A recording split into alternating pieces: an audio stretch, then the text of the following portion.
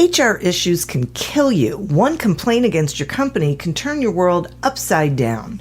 And you spend way too much time dealing with HR when you should be spending your time on making a profit. You should talk to Bambi. With Bambi, get access to your own dedicated US-based HR manager starting at just $99 per month. They get to know you and your business while providing HR expertise and the personal touch you need and want. They're available by phone, email, and real-time chat, so onboarding and terminations run smoothly. Team members reach peak performance, and your business stays compliant with changing HR regulations. And with Bambi's HR Autopilot, you'll automate important HR practices like setting policies, training, and feedback. HR managers can easily cost $80,000 a year, but Bambi starts at $99 per month. Schedule your free conversation today to see how much Bambi can take off your plate. Go to Bambi.com right now and type in Accelerate under podcast when you sign up. It'll really help the show. Spelled BAM, BEE.com. Bambi.com. Type in Accelerate. Me, but also you. The Pharaoh fast forwards his favorite foreign film, Powder Donut. Okay, what's my line? The only line I see here on the script is get options based on your budget with the Name Your Price tool from Progressive. Oh man, that's a tongue twister, huh? I'm sorry, I'm gonna need a few more minutes. Bulbous Walrus, the Bulbous Walrus. The Name Your Price tool, only from Progressive. The owl ran afoul of the comatose coxswain. Progressive Casualty Insurance Company and affiliates. Price and coverage match limited by state law.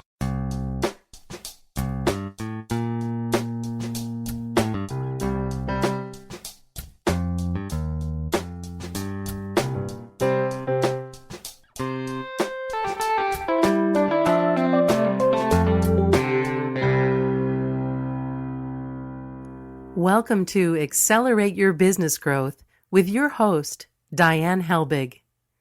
Diane is a leading small business development and leadership coach, author, and speaker who is passionate about sharing valuable ideas, tips, and techniques with business professionals worldwide. Diane brings you the world's experts and gurus in all things business, whether it's sales, structure, social media, planning, or plateauing. Guests bring their expertise and energy to each episode. When growing your business is your focus, Accelerate Your Business Growth is the show to listen to. Got a topic or guest suggestion? Let Diane know. The goal is to make sure you have the information you need to move your business forward. Thanks for joining us. Settle in and enjoy. Hi, everybody. Thank you so much for joining me. Today's podcast is sponsored by Audible.com. Audible.com is a leading provider of spoken audio entertainment and information. Listen to audiobooks whenever and wherever you want. Get a free book when you sign up for a 30-day free trial at audibletrial.com/businessgrowth. Accelerate Your Business Growth podcast continues to gain recognition as a great resource for small business owners, sales professionals, business leaders of all sorts. And this is because of the guests. These are folks who join me. They have expertise in a particular area or areas of business. And they join me to have a conversation where they share that expertise with all of you. Today is no different. My guest today is Aviv Shahar. Aviv is president of Aviv Consulting and a member of the $1 Million Consulting Hall of Fame. For more than 2 decades, Aviv has helped leadership teams at Fortune 500 companies, including Hewlett Packard, DuPont, Procter and Gamble, General Mills, Lufthansa, and Cisco create new futures. Aviv guides strategy and innovation efforts in ways that build breakthrough, collaboration, and dramatically accelerate results. His consulting enables leaders to create purpose-inspired visions and strategies that catalyze growth. Thanks so much for joining me today, Aviv. It's good to be with you, Dan. Well, I am thrilled to have you here. We're going to be talking, a lot about creating the future and leaders. And I was wondering if you would share with us your thoughts on how leaders can build high-functioning teams that, the kind of teams that produce strategic innovation? Wow, that's a delicious question. There is so much inside packed in this question. The first thing I'll say, Dan, that after I left the Air Force and essentially decided to get very interested in the prospect of leadership and leadership teams, and I asked myself a simple question, which was, what will enable a team to produce breakthrough results, what you call high-functioning, high-producing team? And why is it that most teams are not able to produce the kind of radical results that you and I endeavor to help leadership teams produce? And it turned out that to answer that question, I needed to ask another question, which was, how do you produce the greatest learning and development yield? And the reason that question was framed was because the observation that I stumbled upon was that if you gathered around the table a group of very smart people, and you assume that because they're so smart, they are going to be able to produce an exponent of their smartness and intelligence, time and again, you'll be disappointed, because most teams of brilliant people are as capable as any other group of people in producing collective stupidity. and and collective stupidity has a technical definition. Okay. The technical definition of collective stupidity is that the collective throughput is lesser than the individual brilliance of any one individual around the table. Instead of becoming the multiplication of their capability and smartness, they cancel each other, they negate the potential of the collaboration, and they hold each other back. That's the norm rather than the exception. So now we come to ask, why is that? What's the pathology? Yeah. Yeah, I mean, Yeah. I'm sure you've observed that, yeah? Well, I have, but what's so funny is this is my next question. Why does this happen? Right. So, so we can answer that question in a number of levels or altitudes, if you like, and then lead to the answer to the other question, which is, how do you produce the greatest learning and development yield, which is a hint. Okay, so the pathology is that in many places, as you know so well, people operate in a fear-based culture. And as a result, we are defensive, we are not listening to each other, we're not prepared to build on each other, because people are more in the mode of how can I survive here, rather than how can we thrive together. The pivot from survive to thrive is inherent in the pivot from I'm in this on my own to we are in this together. And only when we can play together, we can truly thrive, because I'd challenge you or anyone to show me one highly successful individual without an extraordinary team, either on stage with them or behind the scenes. Yeah. So any huge success we will consider has always been a result of a huge team effort.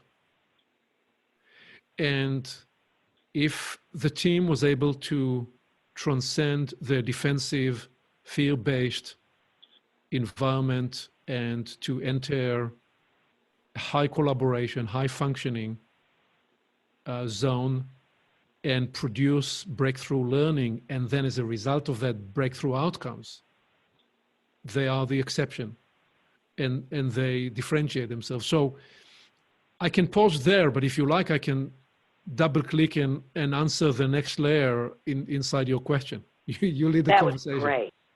That would be great. Well, so most people listening to your show probably experienced at one time or another in their life this unique state, unique experience, unique what we call flow state. Perhaps it was in a simple conversation with another person. Perhaps it was when they worked on a problem and were able to not only solve it, but produce a profound acceleration. So for most people, this was a temporary condition, a temporary state, mostly not so much experienced on the inside, but more observed when they watched a fantastic basketball team or saw a tremendous cast on Broadway delivering an amazing show. Somewhere deep inside, we aspire to be part of such a team performance, where essentially we build on each other's brilliance and we play to each other's strength and we complement each other and we transcend to discover team flow or the hive mind of the team. Also seen in murmuration. These are those flocks of birds that if you look in the sky, they reshape and fly in formation, as I used to practice formation in the Air Force, but they are much more intelligent and much more attuned than any pilot on the planet. And they're able to change direction as though they were one body, even though they are not one body. And in the rare exception, you see teams performing at that level. But what we then fail to do is say, okay, what are the conditions? What are the protocols? What is the individual and personal development we each must go through to enter those very rarefied level of performance? But places like Google and other leading companies, and certainly the leading sports teams in every field, and in the special units in the armed forces, they are interested in breaking that performance wall. And to me, when I observe all those endeavors, the irreducible part, the core element of all breakthrough collaborations and teams and outcomes, the irreducible part is that we become so interested in how we can learn today and how can we improve our craft today and how we can learn from each other and teach each other and coach each other. And that becomes the propulsion more than showing each other how I'm smarter than you or you're smarter than me. And we are able to elevate, if you like, on the Maslow hierarchy of motivations to actualize our greater potential together. And that passion for learning is what was drilled into me in the Air Force, where obviously it's a life and death situation. You want to improve your performance because that will ultimately help you stay alive. Okay. So if I'm hearing this correctly, so I want to do a little check-in, it sounds to me like what you're saying is that when we embrace a passion for learning, it creates in us a desire to collaborate and work with others toward a greater good. Correct. Yes, and first of all, that propulsion will forever induce and encourage us to be more interested in how I can learn to be better today than my yesterday's success. Okay. I am a work in progress. Continuous thing. We are all a work in progress. Yeah. And that is the ethos of a learning professional, where the passion for mastery is a never-ending journey. Mastery is not a destination you have arrived at. When I watched the American team in the Olympics, Michael Phelps and others, they would come out of their meet, perhaps they just broke the world record, perhaps they just won the gold medal. What did they do after? They go backstage to the warm-up in the training space for the team, and they watch the replay on the monitor to discover what they need to do better next time. They just won the gold medal. They're exhilarated, but their mind is, what do I do next time even better? Yeah. That's what you want in the people that work for you, in the people that work with you. It's, can we all show up to work from a place and with a passion that this is, I'm not just going to do one job here today. I'm actually going to perform 3 jobs.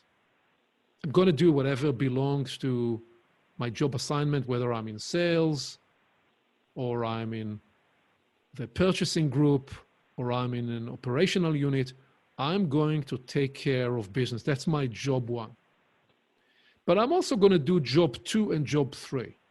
Job 2 is, while I'm doing my work, I'm going to continually search to find opportunities to improve, to innovate, to do what I'm doing more impactfully, to drive greater efficiency and greater impact. That's my job 2. Oh, and by the way, while I do job 1 and job 2, I will also do job 3, because I understand that to do job 1, deliver, work on my business, that is doing the work, and to deliver on job 2, which is to transform the work, I have to do job 3, which is to transform myself, which I do by continual learning and improvement. Okay.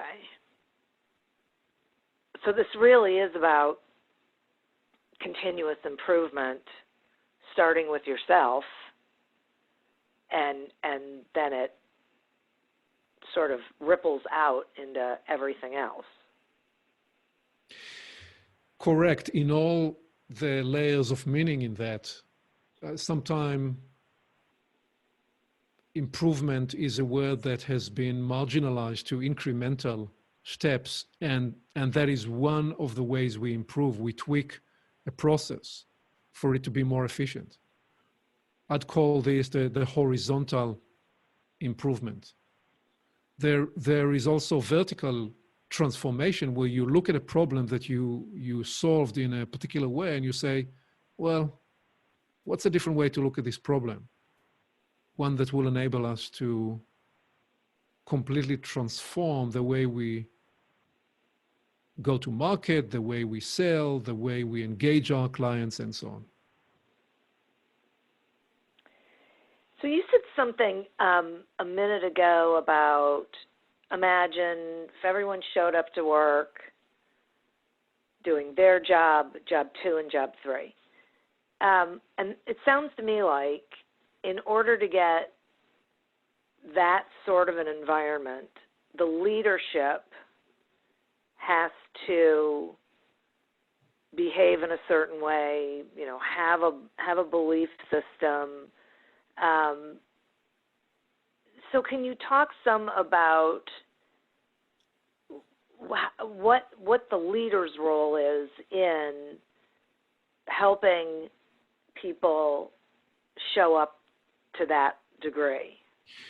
Well, first, Dan, I completely agree with what you're saying. It is a behavioral and cultural and a set of beliefs that expressed in behavior and in the culture that ought to begin from the leader and permeate the entire system. Now, it depends how large of an organization are we talking about, and are we talking about a small company or a Fortune 50 company, which is where I do most of my work, where you often deal with leaders of leaders of leaders.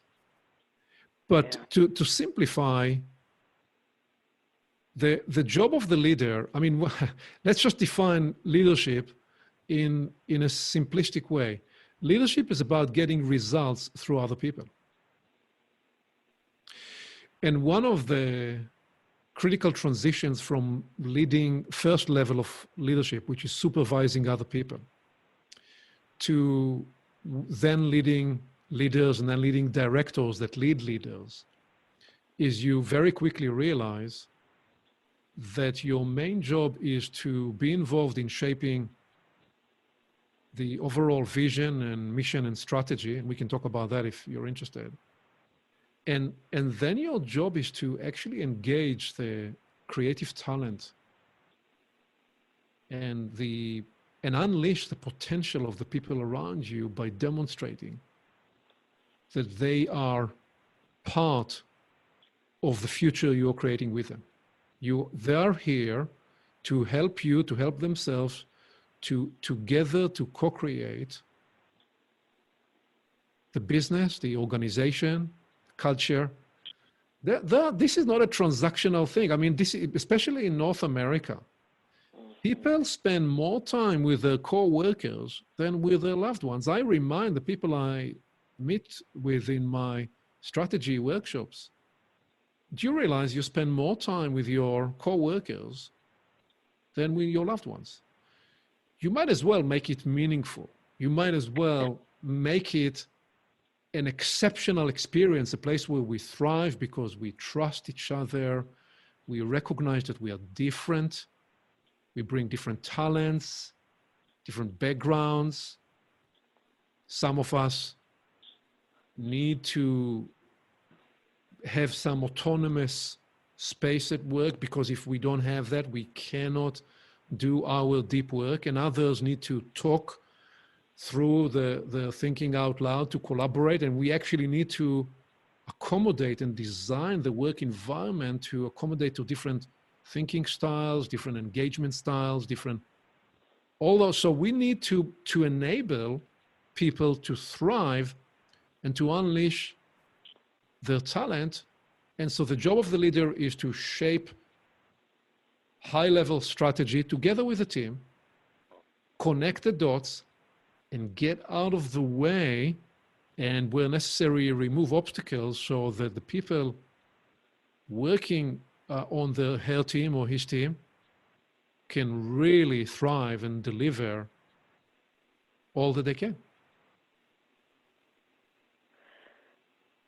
Well, I totally agree with you. I totally get that.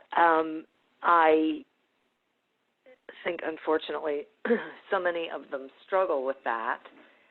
And you talk about reclaiming the human element in the drive to business success.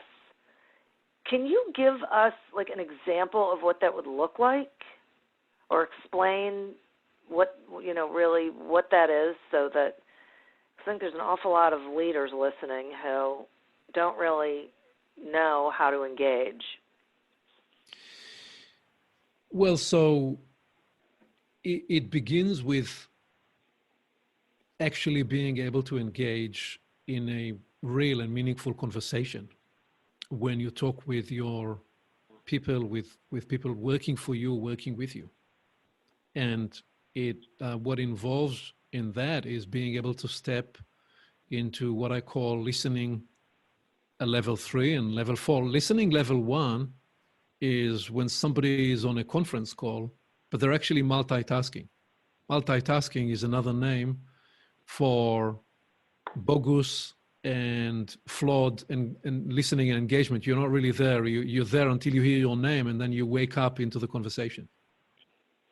That's listening level 1. Listening level 2 is how you see in court the attorney leading the witness. They only ask questions they know the answer for. And when you talk about solution selling, some people do the same, but true, genuine solution selling, even though solution selling is no longer very effective, because since everybody been attempting to do this for the last 15 years, most people don't have patience to engage in solution selling. So that's why outcome-based selling became the better way to engage for sales professionals. We need to upfront put on the table what is the outcome that we intend to deliver, and then unravel or unpack that as we proceed in the conversation. But coming back to the levels of listening, like right now, I can tell you have developed the mastery of listening. You're listening deeply because you're asking me the next question in depth based on what I'm offering. So that's listening level 3, where you listen to tone and to emotion and to the energy. Listening level 4 is whole person listening. It's really when you have nothing else in your head, you are just witnessing the other person in the deepest possible way. There's a spiritual dimension to it, and one where you are proffering to another person your presence, which is the highest gift we can give another human being, our presence. So first of all, reclaiming humanness at work means we're actually seeing the other person as a multifaceted human being. They are not just a function at work. They come from a background, they have desires and hopes and dreams. Mostly they want to learn to understand themselves, and they want to contribute in a meaningful way. They want to be engaged in something that makes a difference. They want to do something that will make them feel proud about themselves. Can we please choreograph and create the work environment to allow those deepest aspirations of people to be expressed? Because otherwise they're not going to be here for very long. And if they will, it will more be the case that they feel captive, and or they do so from a place of compliance rather than from the place of commitment and passion.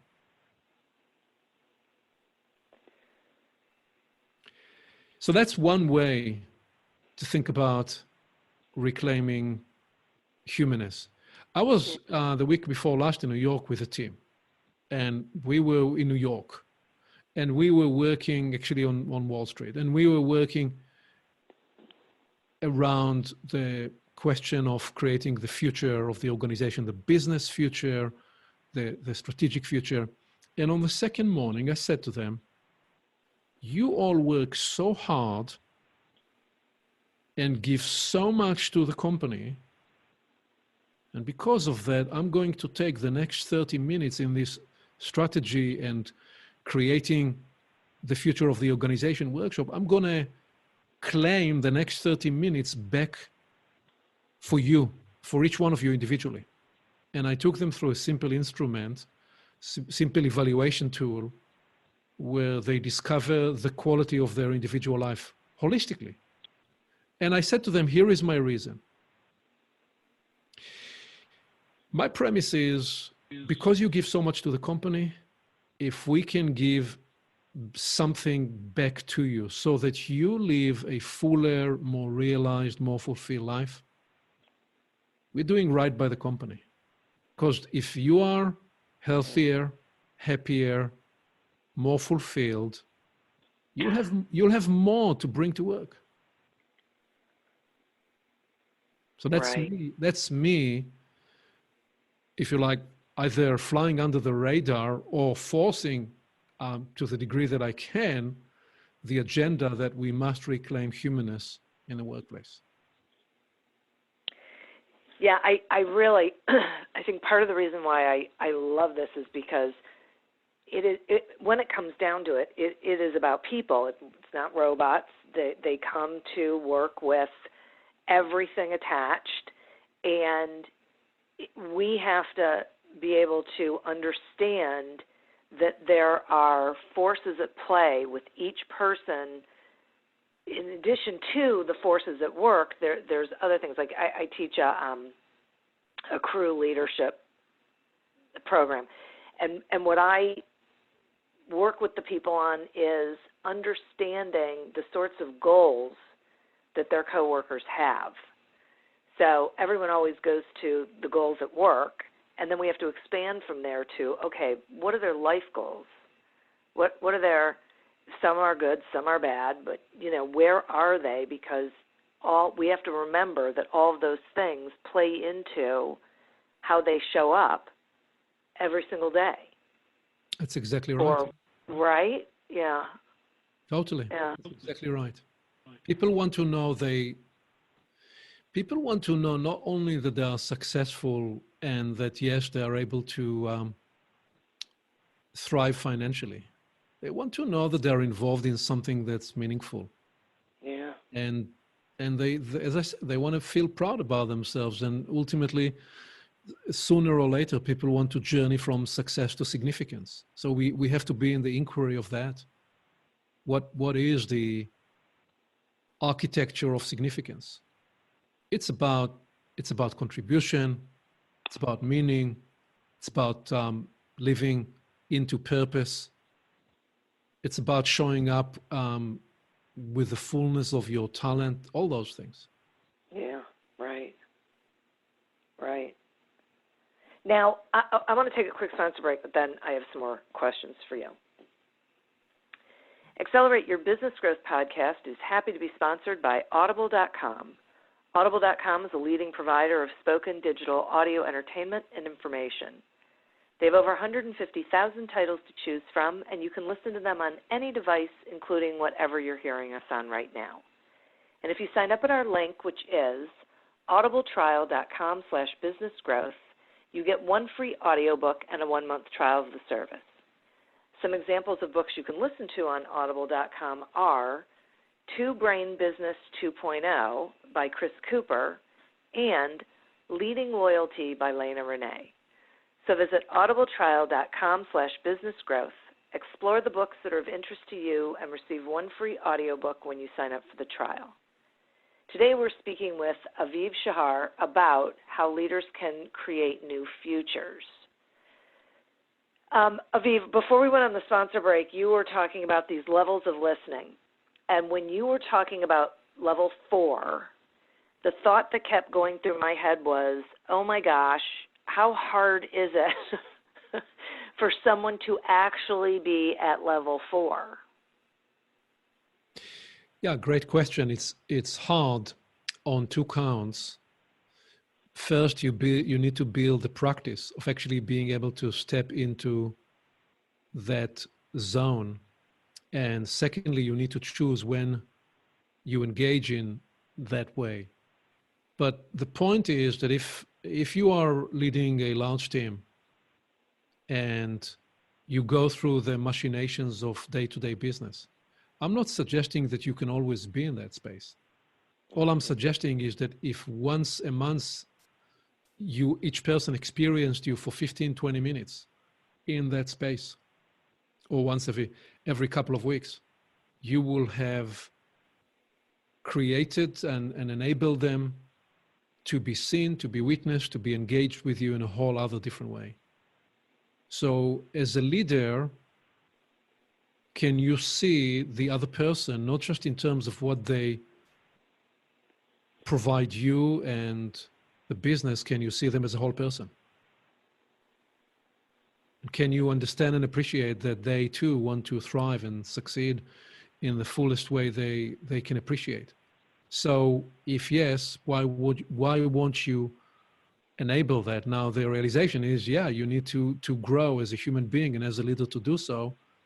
And building your listening capacity is one of those critical steps.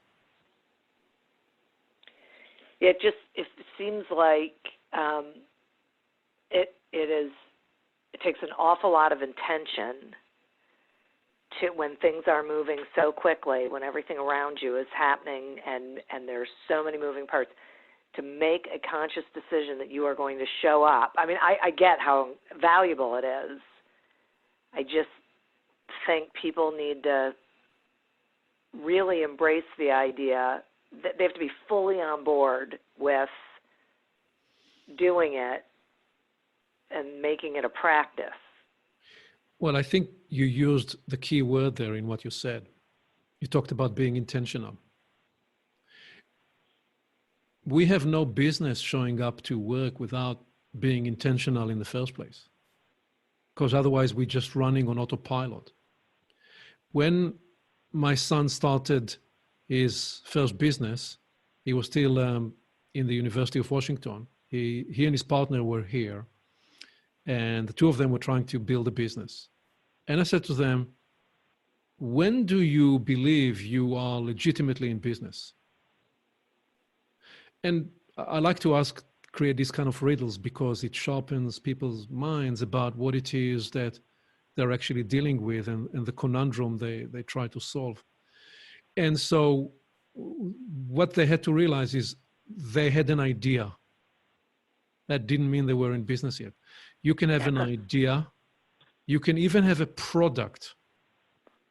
You can even have a name for the business or even a website. You're still not in business. I'm saying that because I know many people listening to your show are entrepreneurs. I want to make sure I'm also relevant for them.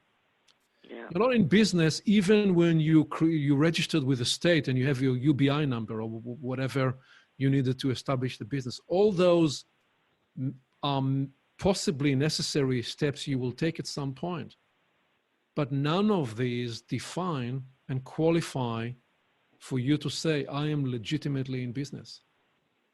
I will propose that you're only legitimately in business when you have a customer. And the purpose of a business is to create a customer. I believe Peter Drucker said that. Yeah. And I would propose actually that you are truly only in business when you have your third customer. Because the first customer, if you have one client, for all intents and purposes, it's almost as though you're employed by that company. Okay. The terms of engagement may be you have a S corporation or whatever the legal structure, and you have one client, but the relationship, if you have one client, would often be that it's almost as though you're employed by that business. So you don't have your own business when you have the first client. Let's say the second client was a fluke. So I say when you have your third client, third customer, you are legitimately in business.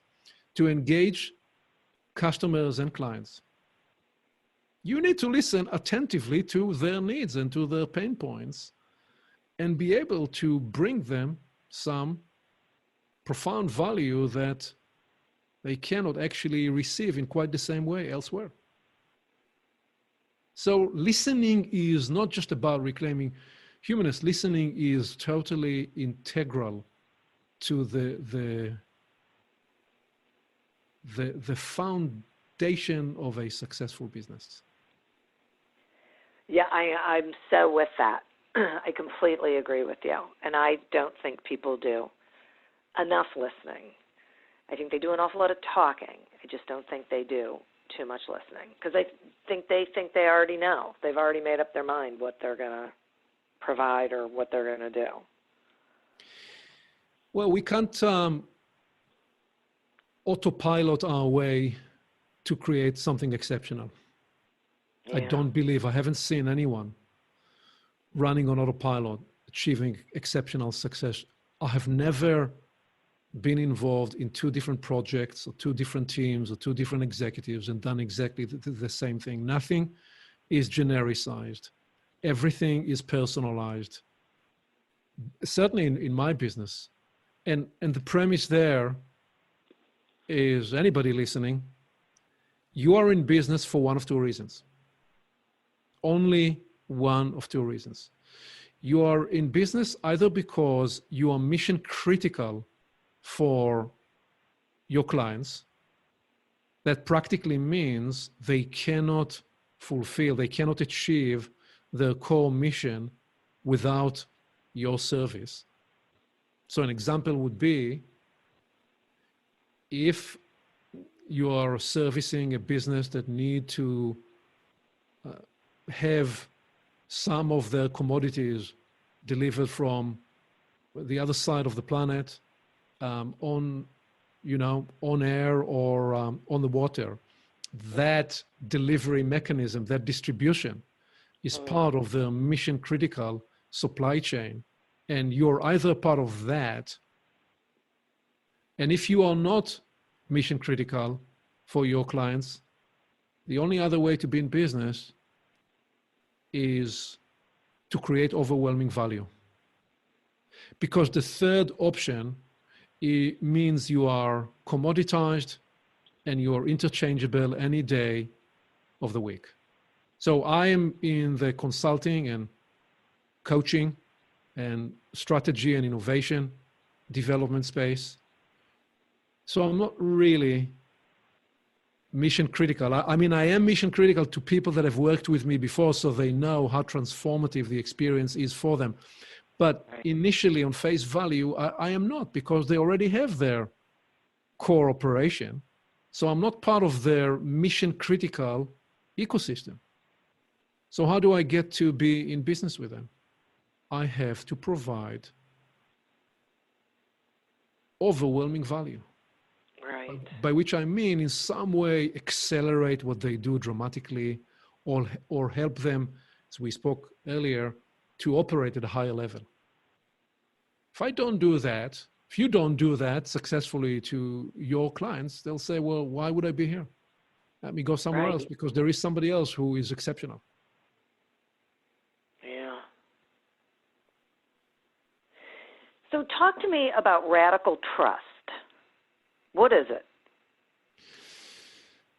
Yeah, wonderful question. Radical trust is, it's we can use now many words to explain it, but deep down, it's something we know. It's something we've experienced. It's what we experience with people when we are together with people who share certain core beliefs, who it's more than, they do what they said they will do. It's that we trust their character, which means we trust what they won't do.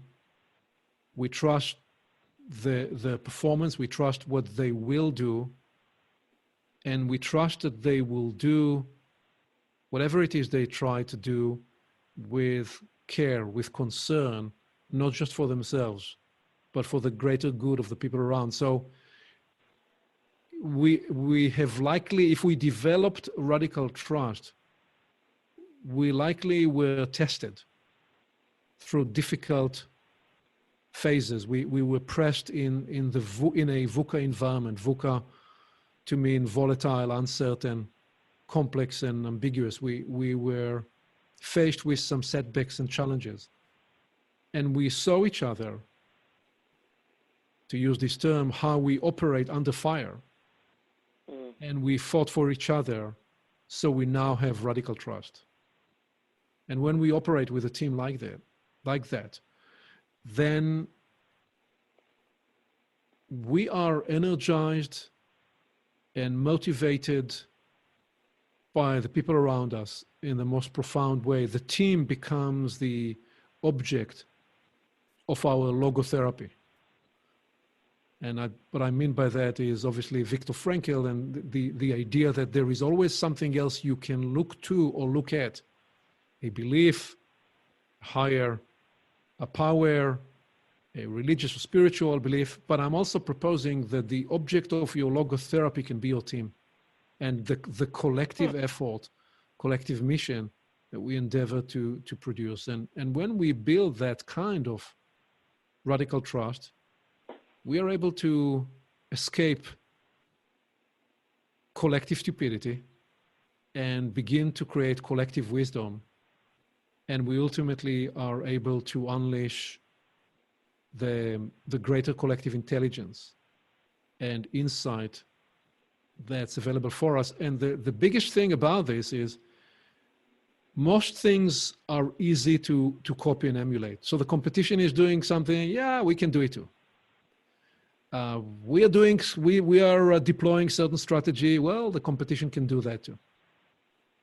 But if we are operating at the highest level of collaboration and trust, and we are in the zone of radical trust and producing our shared learning and creating that rarefied space of working together in flow, very difficult to copy, to emulate that. It's ultimately the greatest competitive advantage you can produce. It sounds to me like when you were saying that, I was thinking about a sports team that really interacts well with each other. They read each other well. They support each other when they're on the field or on the court. You can feel the energy and the vibration of what they are doing together. You're exactly right. And not only do they win, they have fun winning, and we all have fun watching them win. Yes. Because somehow there is something about that unified performance and flow that's so compelling, it's contagious, and we cannot not, in some vicarious way, join their experience and be exhilarated with them. Yes, exactly. Yeah.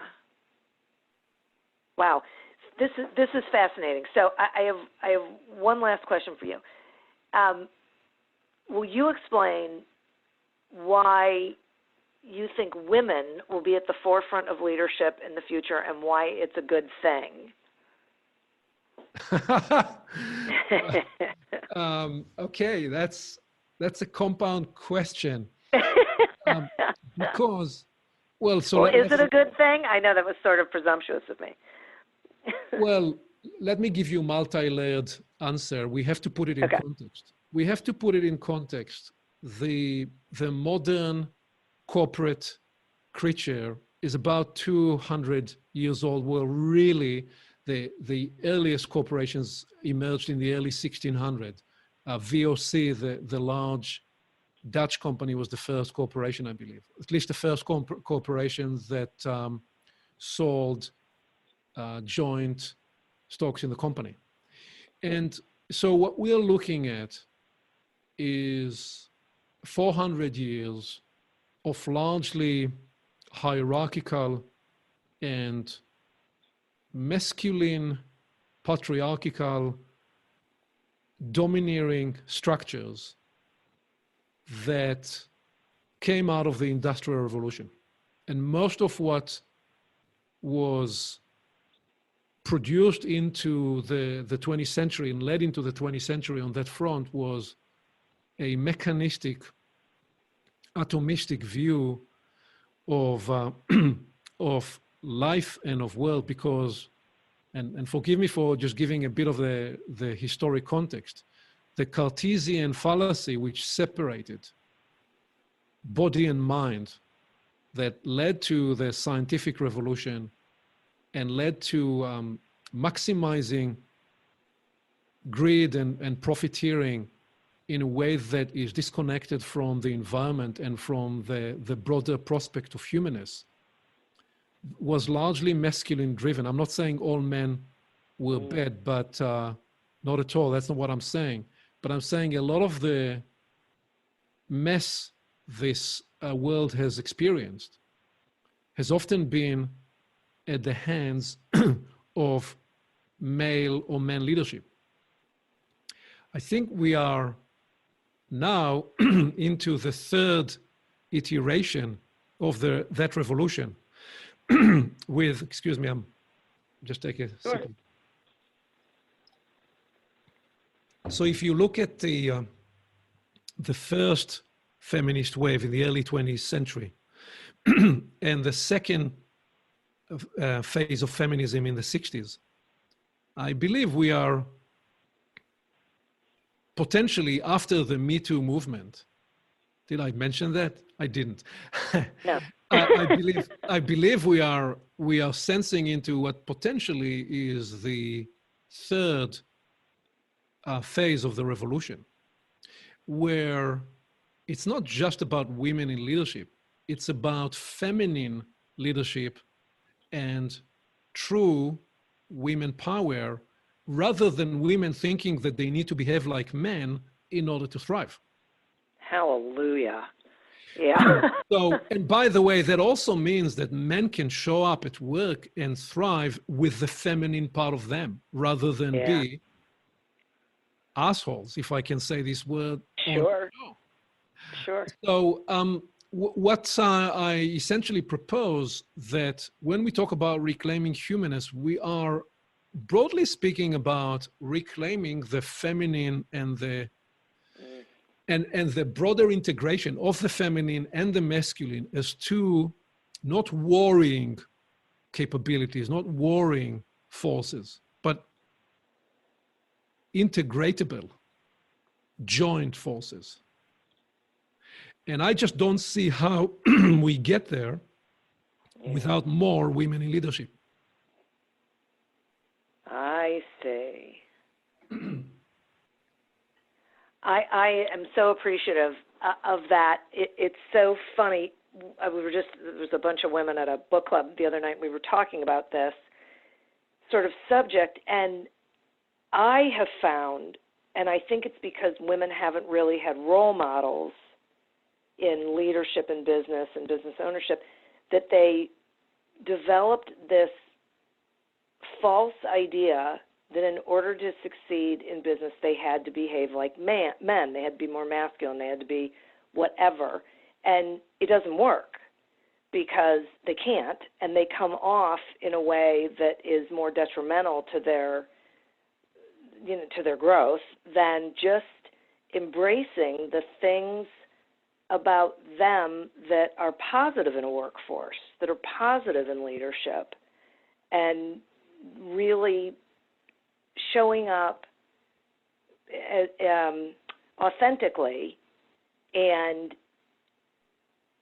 in their best possible light. And it isn't by trying to be like a man. Not that there's anything wrong with being a man, just well, that's right. women aren't good at it. So true. And so women often pay the heavier price on the militant side and the purist side. It's not the purist, but it's the false premise that sometimes is propagated by women who feel that that's the best way to serve the need of women, which is to fight for equality that's reductionist, and one that loses the greater value and the greater significance. And perhaps we are in a time that it's not politically correct to say that men and women are wired differently. We have data. The female brain and the male brain are not exactly the same. And guess what? There are great strengths on each side. And oh, by the way, it so happened that the female brain has some definitive advantages in the workplace, and it is to do with connecting the dots or connecting with other people, and it is to do with being able to engage. And men can develop those capacities very much as well and can be as empathetic and more, but to deprive women of their capacity to unleash their natural strength. And by the way, we should never bucketize all women to one bucket. No, the different ways and styles of leadership. So, but it's not about every woman needing to lean in the harshest and hardest way. That's not at all the way for women to thrive. And if that's the environment that they operate in, then it's an environment that compromises them and is not ready to facilitate and nurture their best talent. So to your initial question, I think that if we see more women in leadership, mind you, certainly in the corporate space and also in global leadership, That's not the first qualifier. The first qualifier is capability and skill and seriousness and maturation of leadership. We now have great examples of immature leadership in many places on the world stage. So I do believe that if we are to transcend the crisis of the moment, then we're going to have to see more women in leadership in all levels of society, certainly in business, certainly in the political arena, and every other sector. Well, I completely agree with everything you just said. It's so interesting for me because I would say that in my upbringing, my father was more of an influence than my mother. And when the first time Nancy Pelosi became Speaker of the House, a friend of mine emailed me, and the subject line was Madam Speaker, and she said in her email, "Isn't it so great that a woman is the Speaker of the House?" And at the time, I wasn't a big fan of Nancy Pelosi, and I said, "No, it would be great if a qualified woman was." So I'm not getting into politics here, but just to speak to your point that it isn't just about being a woman. It's about being qualified for the job.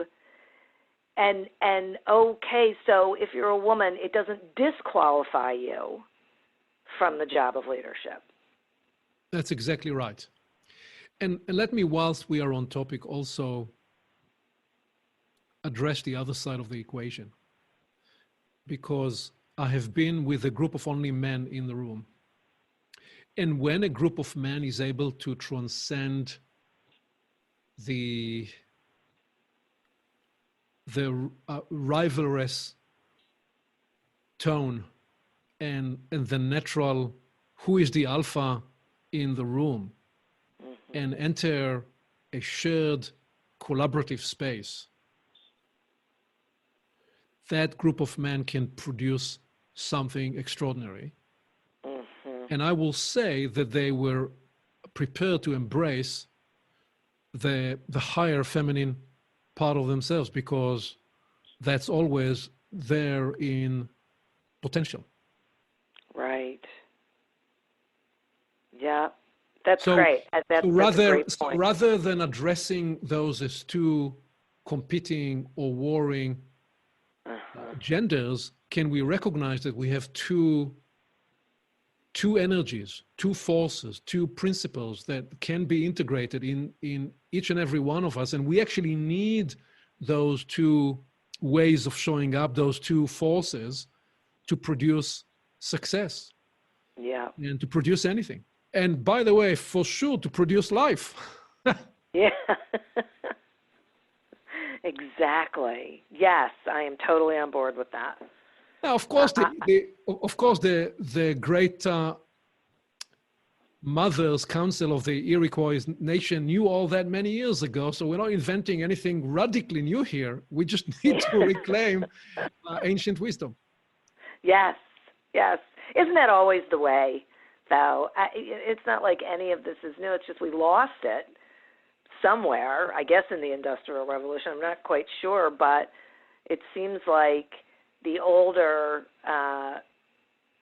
what's the word I'm looking for, civilizations sort of had it figured out, a lot of them. They were more in tune to the universe and how we all play a significant role, regardless of gender or anything else.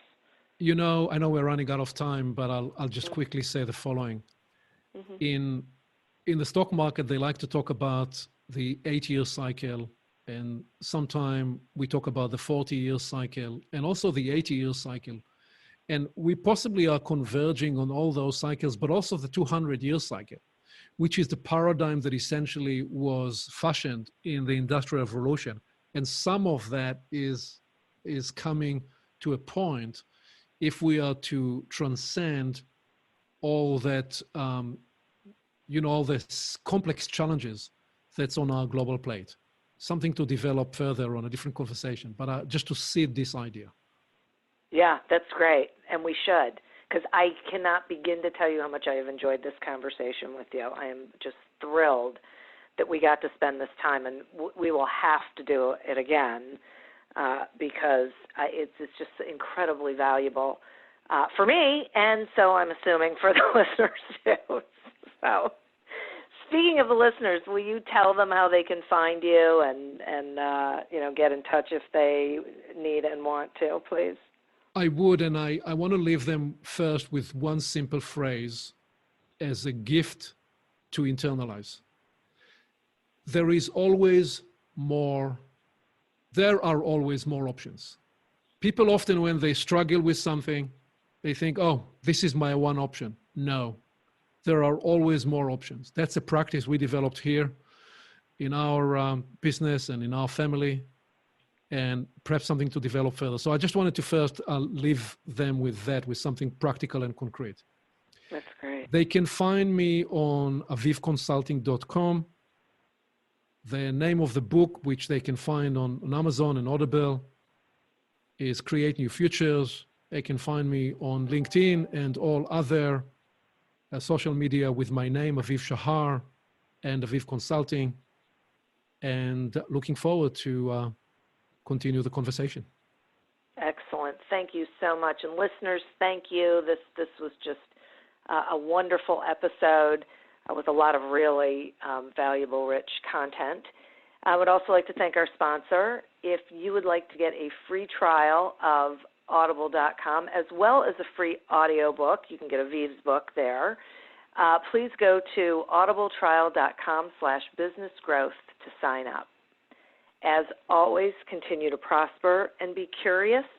And until we meet again on another episode of Accelerate Your Business Growth, goodbye and good day. Full send with the driver? Check. Piercing iron through the wind? Check. Low checker, high spinner, flop to a tight pin? Check, check, and check. No matter what shot you need to pull off, there's one ball that's better for them all. The all-new TP5 and 5X from TaylorMade. With a newly redesigned dimple pattern, engineered for more distance, more control around the green, and better stability in the wind, it's the hottest tour ball in golf. So no matter what shot you face, there's one ball that's better for all. The TP5 and 5X from TaylorMade. Are you tired of seeing your teen or young adult struggle on a path that clearly isn't the right fit? Is your teenager confused about which direction to take after high school? The future of work is changing rapidly, and our kids need to know all of the options available after high school so they're empowered to make the choice that is best for them. In each episode, we explore the latest trends that are shaping the opportunities of today and tomorrow. I'm your host, Betsy Jewell, and this is the High School Hamster Wheel Podcast.